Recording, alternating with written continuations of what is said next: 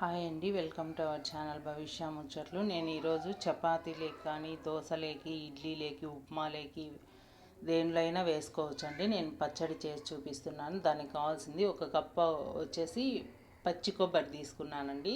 పచ్చి కొబ్బరి ఒక కప్పు, హాఫ్ కప్పు పుట్నాల పప్పు అంటారు కదా, పుట్నాల పప్పు ఇవి హాఫ్ కప్పు తీసుకున్నానండి. శనగకాయ పప్పులు హాఫ్ కప్పు తీసుకున్నాను.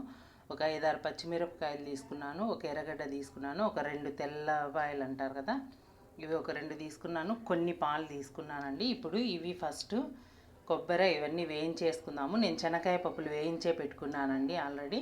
ఇవన్నీ వేయించేసుకుందాము. బాండిల్ పెట్టేసుకున్నాను. ఒక స్పూన్ ఆయిల్ వేసుకుంటాను.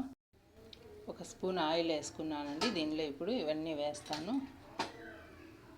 ఒక 5-6 పచ్చిమిరపకాయలు,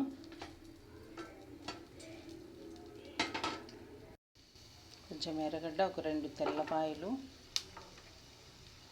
పచ్చి కొబ్బరి ఒక కప్పు, ఇవన్నీ వేసాను. ఇప్పుడు ఇవన్నీ వేయించేసుకుందామండి. బాగా కొంచెం దోరగా వేయించుకున్నామంటే పచ్చి వాసన లేకుండా ఉంటాయి. కొంచెం జీలకర్ర వేగిపోయినాయండి. ఇప్పుడు ఇది ఆఫ్ చేసేసి చల్లారిన తర్వాత మిక్సీకి వేసేసుకుందాము. ఇవి చల్లారిపోయినాయండి. ఇప్పుడు ఇవన్నీ మిక్సీకి వేసి చట్నీ చేసేసుకుందాం. చాలా బాగా మంచి టేస్ట్ ఉంటుందండి. చాలా బాగుంటుంది. ఉప్మాలో అయినా వేసుకోవచ్చు, చపాతీకి కానీ, దోశకు కానీ, ఇడ్లీకి కానీ, ప్రతి దాంట్లో చాలా బాగుంటుంది. ఒక్కసారి ఈ విధంగా ట్రై చేయండి. దీనిలోనే ఒక స్పూన్ ఉప్పు వేస్తున్నానండి. మళ్ళీ తర్వాత చూసి వేసుకుంటాను. దీనిలోనే ఇప్పుడు పప్పులు, శనగకాయ పప్పులు వేసేస్తున్నానండి.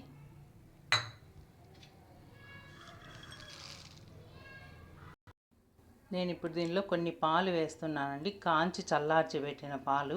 ఈ పాల వల్ల టేస్ట్ వస్తుంది, చాలా బాగుంటుంది. ఒకసారి ట్రై చేసి చూడండి. కొన్ని పాలు వేసి ఈ గ్లాస్లోని కొంచెం వాటర్ వేసి అవి వేసేసుకుందాము. ఇప్పుడు ఎంత మిక్సీ పట్టేసుకుందామండి.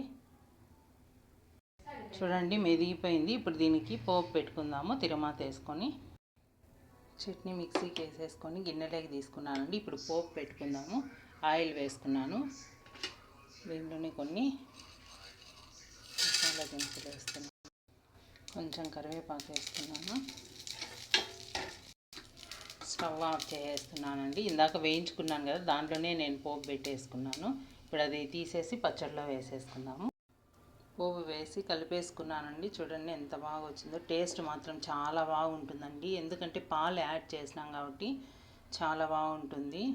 దోశ, ఇడ్లీ దేనిలోకైనా ఒకసారి ట్రై చేయండి. ఫాస్ట్గా అయిపోతుంది. టేస్ట్ చాలా బాగుంటుంది. ఒకసారి ట్రై చేయండి ఖచ్చితంగా. ఓకే అండి, నచ్చితే లైక్ చేయండి, షేర్ చేయండి, సబ్స్క్రైబ్ చేయండి.